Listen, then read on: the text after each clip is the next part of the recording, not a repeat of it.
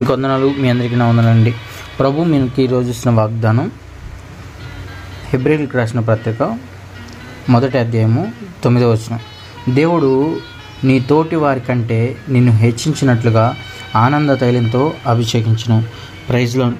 ఈరోజు ప్రభు మనతో స్పష్టంగా శ్రేష్టంగా మాట్లాడుతున్న మాట ఏంటంటే, మన తోటి వారి కంటే, మన శత్రువు కంటే, మనతో పోల్చుకునే వారి కంటే దేవుడు మనల్ని హెచ్చించాలనుకుంటున్నాడు. ముందు ఆయన హెచ్చించాలని ఎందుకు అంటున్నాడంటే, ఈ వచనంలోనే మనకి స్పష్టంగా తెలియజేస్తున్నాడు. ఏంటంటే, నీవు నీతిని ప్రేమించితివి, దుర్నీతిని ద్వేషించితివి. మొదట నీతిని ప్రేమించావంట, దుర్నీతిని ద్వేషించావంట. ద్వేషించాడు కాబట్టే ఆయన ఏం చేస్తున్నాడంటే, తోటి వారి కంటే మనల్ని హెచ్చిస్తమే కాకుండా ఆనంద తైలంతో అభిషేకిస్తున్నాడు. దేవుడు ఈరోజు ఇంత స్పష్టంగా ఎందుకు చెప్తున్నాడు? ఈరోజు మొదటి ఆదివారం రోజు బల్లలో పాలు పంచుకుంటాం. చాలామంది బల్లలో పాలు పంచుకుంటారు.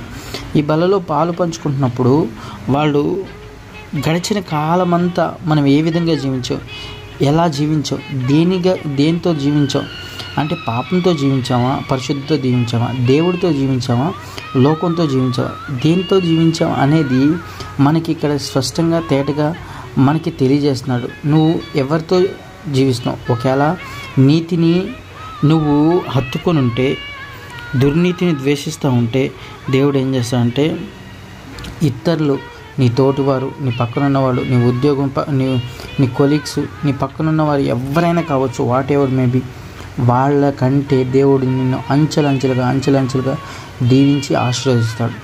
ఎందుకో తెలుసా? ఈరోజు పునరుద్ధాన దినం రోజున మనం దేవుని సన్నిధిలో గడుపుతున్నప్పుడు ఆయన పునరుద్ధాన శక్తిని మనం పొందుకోవాలి. ఆయన పునరుద్ధానంలో ఉన్న బలాన్ని మనం పొందుకోవాలి.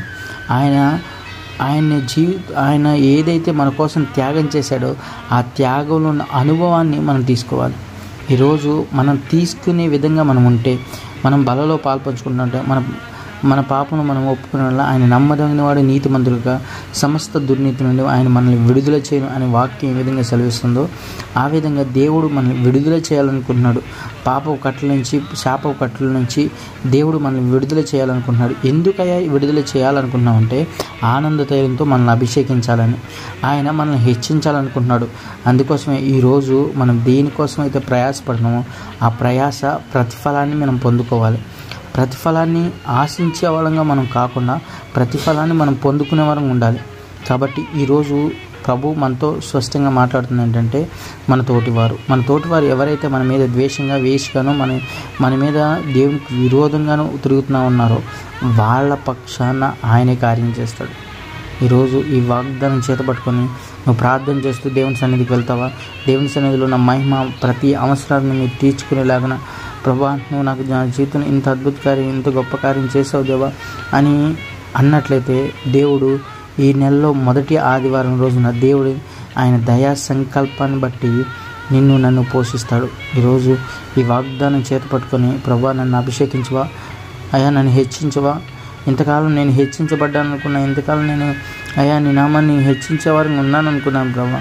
కానీ ప్రభా నా జీవితంలో సంతోషం, సమాధానం, సమత్వం లేకుండా పోయింది ప్రభా, నువ్వు సహాయం చే అని అడగగలిగితే దేవుడు ఖచ్చితంగా ఆయన ఆనంద తైలంతో మనల్ని అభిషేకిస్తాడు. అభిషేకించడమే కాకుండా ఆయన నామాన్ని హెచ్చించడమే కాకుండా మనల్ని కూడా హెచ్చించే విధంగా దేవుడు కృప మనందరికీ తోడై ఉంటుంది. కాబట్టి మనం ఈరోజు మనం దేని గురించి ఉన్నాం?